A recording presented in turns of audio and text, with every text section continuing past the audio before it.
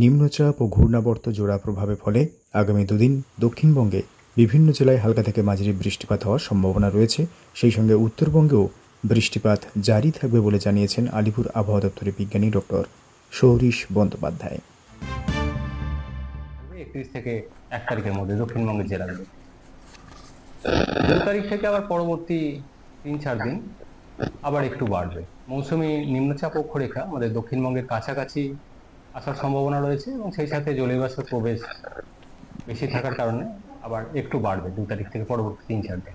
কলকাতার ক্ষেত্রেও বৃষ্টিপাত কমে যাবে, মেনলি হালকা ধরনের বিক্ষিপ্ত বৃষ্টিপাতের সম্ভাবনা থাকবে। আবার 2 তারিখ থেকে আবার একটু বাড়বে। উত্তরবঙ্গের উত্তরের জেলাগুলো অর্থাৎ দার্জিলিং, কালিম্পং, জলপাইগুড়ি, কোচবিহার, আলিপুরদুয়ার এই জেলাগুলো 2-1 জায়গায় ভারী বৃষ্টির সম্ভাবনা থাকবে স্থানীয়ভাবে। জলপাইগুড়ি, আলিপুরদুয়ার 31 তারিখ।